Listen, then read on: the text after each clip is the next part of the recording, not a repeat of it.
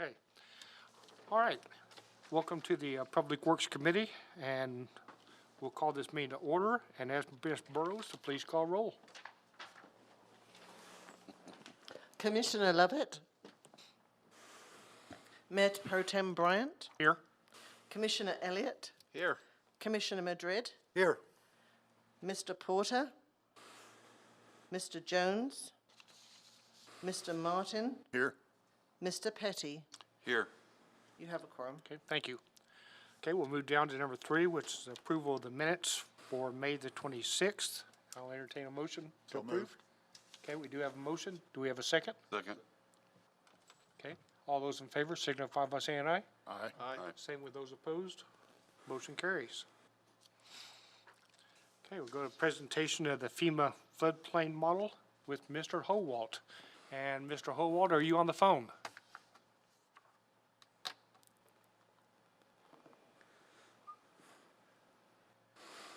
Hello?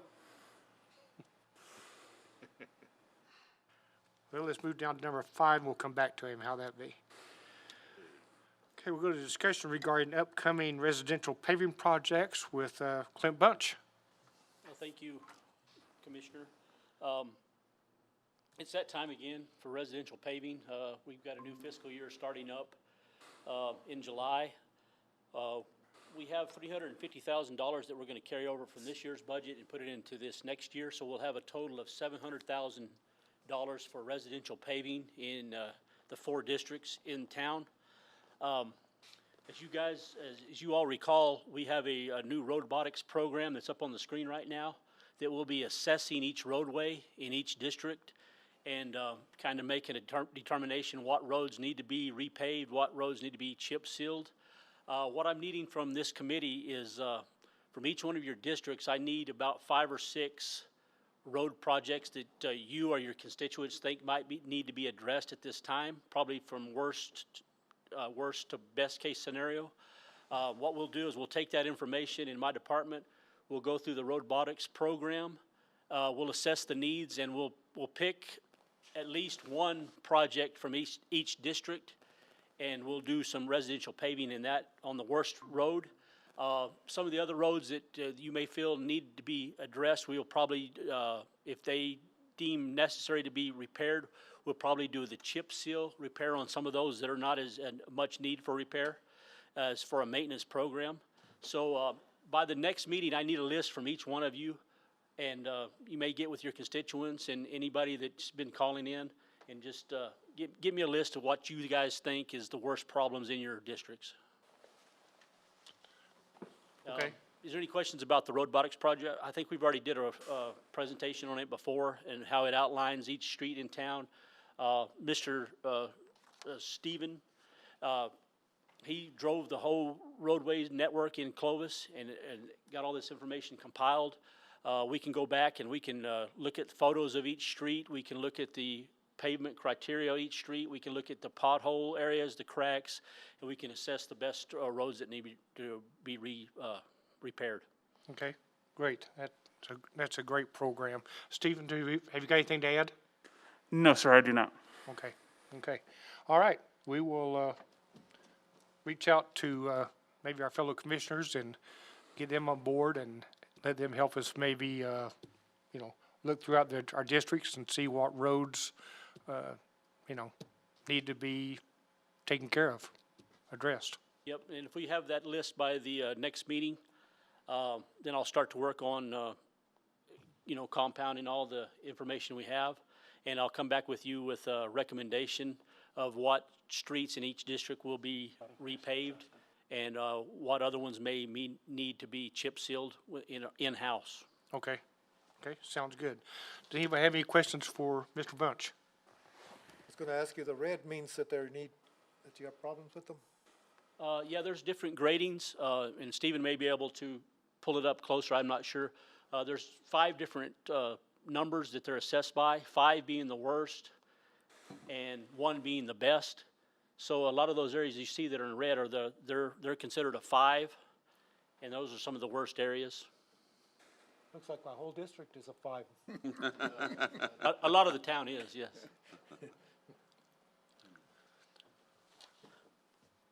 Okay. I think down there where you live is all fine. Yeah. Yeah, it shouldn't be too difficult to get you a list. No, no, we just want to make sure that, you know, that you listen to your constituents, because they're the ones who have the concerns, and you may have concerns in your areas, and we want to just take that information, and then we'll make our assessment and make sure that everybody's on the same page before we do any of these paving. You know, we don't want to do any special interest. We want to make sure it's all legit across the board. Right, okay, great, Bottom, good deal. Any other questions? right down in that area is where I'm at. Nope, we're good? Thank you. Okay, we're gonna go back up to Ms. Commissioner? Yes, Claire? Yes, Mayor Pro Tem, members of the Public Works Committee, could we please move the FEMA floodplain model presentation to the July meeting, if that's Okay, okay with you guys? yes, we can. Many thanks. Okay, move down to number 6 then, discussion and action regarding the curb cut and excavation permitting process. Mr. Bunch? Okay, thank you, Commissioners. This problem has been going on for a while, about excavation permits and curb cut permits. The problem we have is our system we're using now is kind of a convoluted process, and I don't know if any of you have ever had to deal with it. At this time, if somebody wants to do a curb cut, let's say they want to extend their driveway or do a curb cut, they have to go to the inspections department, code compliance, and pick up the form for that. Then when they have that form in hand and they've filled out, they have to come over to my office and bring it to me. Then I have to go assess the situation, sign off on the permit, and send them back to the inspections department to pay for their permit. As you probably know, it makes a lot of, you know, residents feel like they're getting the runaround when they're doing all this. So I've got with Mr. Roach in the inspections department, and we're coming up with a new process to kind of streamline the whole process, as I said. Make it a one-stop shop where they get their permit, they pay for their permit. The inspections department actually is the one who actually does the inspection of the site, and then they inspect the finished product when done.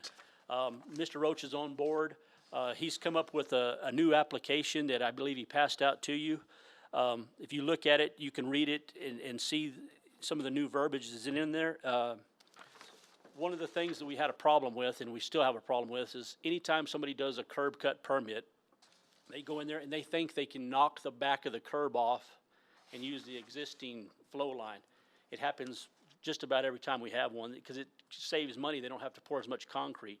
So in this new permit, we're requiring them that they cannot knock the back of the curb off, that they have to take out the whole section of the curb and gutter and pour that as one monolithic unit, so we don't have any problems with water inundating the project and causing it to fail prematurely. And the reason we have these curb cut permits is so we have a record of who's doing the work on these city roads, because if we didn't have a curb cut permit, anybody could pour what they wanted to and pour it the way they wanted to, and we have no record of who to go back on if it was poured incorrectly. So that's the process, and Mr. Roach may have something to add to this. So I have the old permit as well, and if you wanted to look at it, it's got where you sign it, or there, he signs it, and then when it brings back to us, it's signed again, and it can actually turn into 4 pages. And the new one that we just have redone in our office, if you look at the back, it's got everything on 1 page. So what we'll do is we'll end up treating this just like it would be any other type of inspection, you know, building, whatever. We'll have an initial and a final. And if the contractor or homeowner does not comply, our department has the authority and the ability to fine these folks up to $500 a day if we need to. Okay. This seems to be a lot simpler process than what has been in the past, but it also seems to address that it's done correctly. Right. That's what we want, and this has been a problem for a while, but I guess it was last week or 2 weeks ago, Darren, that I think we had 4 illegal pours going on at the same time in the same area that me and Mr. Roach were working on together. So we decided to put our heads together and try to make this a better process, because some people don't understand the process. Some people try to get around the process, and we're trying to work together to make it as easy as possible to get your permit and to make it done correctly when you do have it. Make sure everybody follows the rules. We're also gonna work on the excavation permit as well. We have not tackled redoing it yet, because the last time it was updated was in 2002. So we might kind of update it a little bit. But, yeah, we're still working on that part of it. This looks good.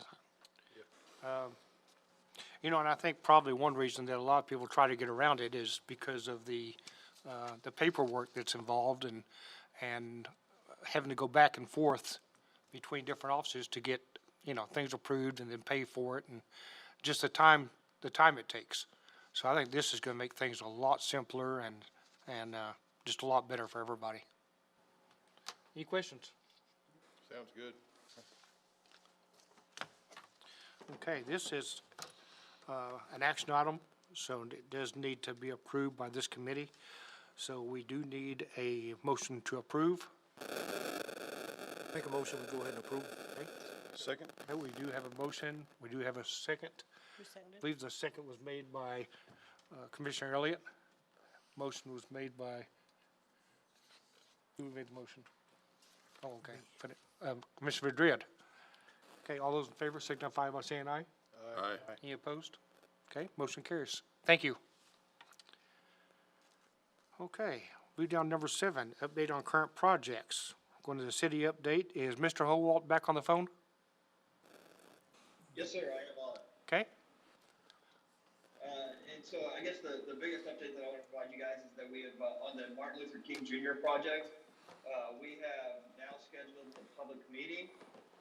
And so we will be notifying all the residents within 1 mile of the project itself, sending out mailers to each of them. We'll also be advertising and starting to advertise in the newspaper.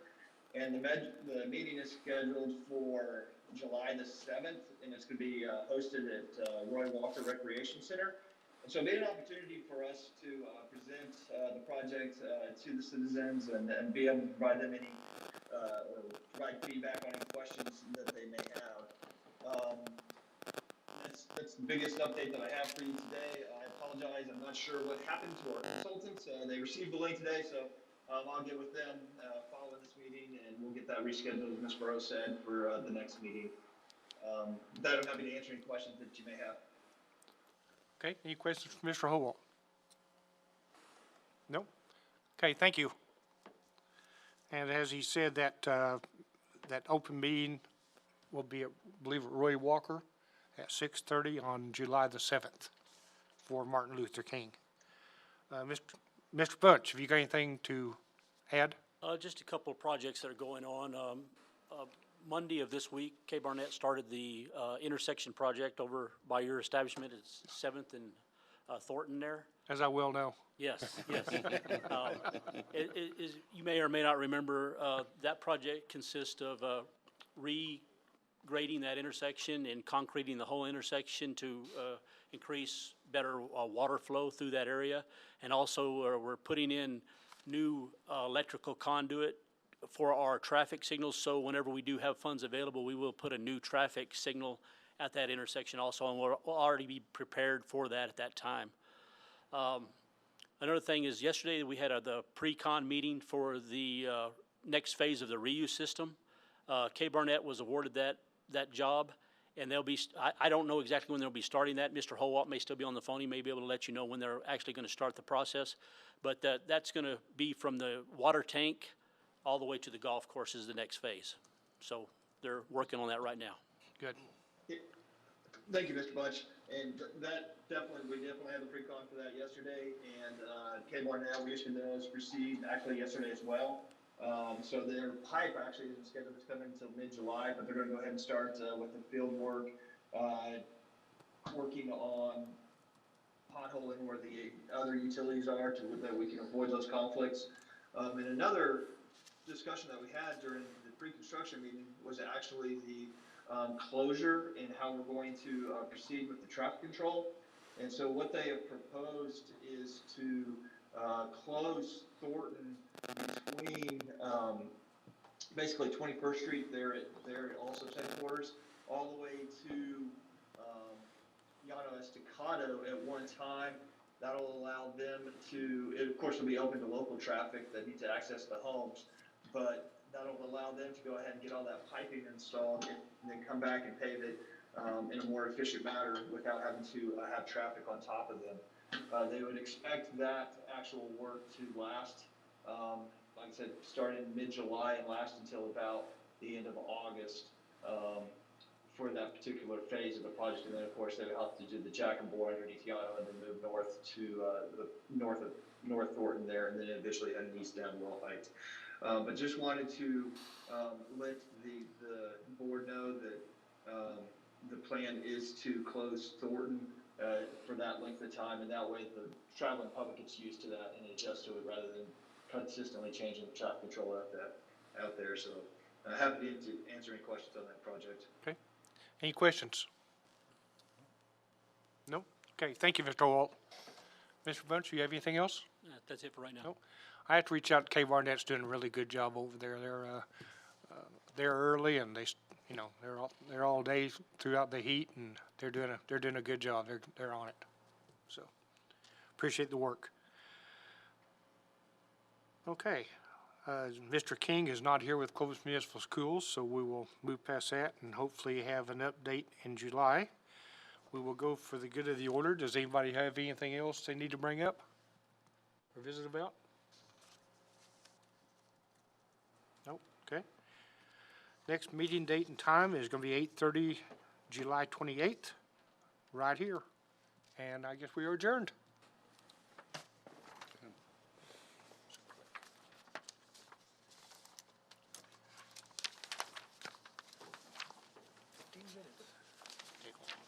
How's it going, man? It's going great.